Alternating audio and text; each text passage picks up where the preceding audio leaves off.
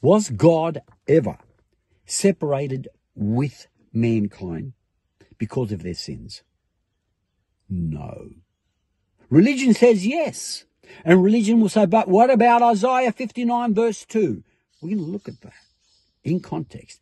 First of all, biblically speaking, God is omnipresent. That means he's everywhere. Spirit realm, physical realm, at all times. He's everywhere. So how can we be separated from someone who is omnipresent? It makes no sense. But what about Isaiah 59 and verse 2? Let's have a look at it. When we look at this verse in context, we're going to see that religion has twisted this verse beyond all recognition and made it say something that exactly the opposite to what's been intended by God. Let's have a look at that statement in Isaiah 59 verse 2 in the New King James Version. But your iniquities have separated you from your God. What? It doesn't say, but your iniquities has caused a separation with God. No. But your iniquities have separated you from your God, not your God towards you. You from your God, not God towards you. That's what the text actually says. If we read the previous verse, it becomes even clearer that this verse, that your sins have separated you from your God, not God from you, is substantiated in the previous verse. Verse 1, listen in. Behold, the Lord's hand, it's not shortened, that it cannot save. It can save. God doesn't hold back his hand. See, the statement's already telling us God's favorable.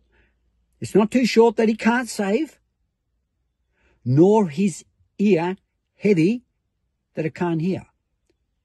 So immediately, the preceding verse, the immediate context is telling us a statement of pity from God, of grace and mercy and compassion and salvation. It says, behold, the Lord's hand is not too short that it can't save, his ear is not too heavy that it can't hear, but your iniquities have separated you from your God, not God from you, because his arm's there ready.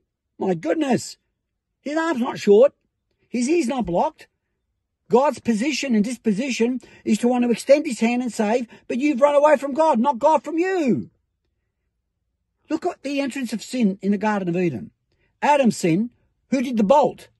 He did. He separated from God. He tried to, but did God separate from him? No.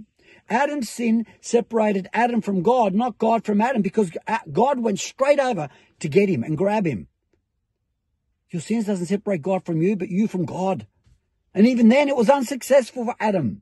And it's unsuccessful for every human being because God is omnipresent. It's impossible to be separated from God because he's omnipresent. It makes no sense. So God's position, his posture is my arm's here, ready to save you. It's not too short. My ears are ready to that, but you've done the bolt from me. I haven't done the bolt from you. My posture is I'm reaching out. Here's my hand, but you. This is not a statement of condemnation. This is a statement of pity. And I'm going to show you that. Look at verse 16. This is not a threat from God. Your sins have separated you with me. Not at all. So you have separated from me, not me from you. My arm's there ready to save. I'm there ready to save. I'm not separating. I want to reach out. Then verse 16 nails it. God saw that there was no man and wondered that there was no intercessor. Isn't there some human being that's going to help man in his misery? He's trying to separate himself from me, not with me. My arm's there ready to save. Is there no human being that can fix this mess that man has tried to, like Adam, run away from God unsuccessfully? My arm's not too short, but man's trying to keep away from me. He saw there was no man, verse 16, and wondered why there was no intercessor, someone to go between and fix the mess. So what happened? No human could fix the mess. God feels sorry. He saw there was no man and wondered there was no intercessor. Therefore, his own arm brought salvation for him.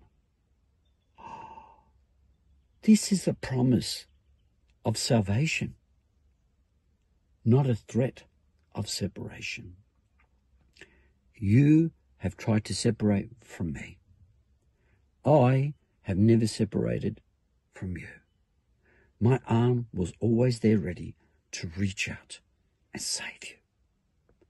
But there was no human being who could help you. So my arm, my hand, which is not shortened, brings salvation while you are trying to separate from God. God stretches out his hand and he saves you. This is not a threat of punishment or separation. This is a statement from a merciful, gracious, compassionate God who sees man trying to run from him. And he says, no human can fix this. I'll fix this. This verse has been twisted beyond all recognition to scare people when it's a statement of pity from God. And he extends his arm and he saves us while we are trying to separate from him. That's your God, folks. That's your God. God bless you.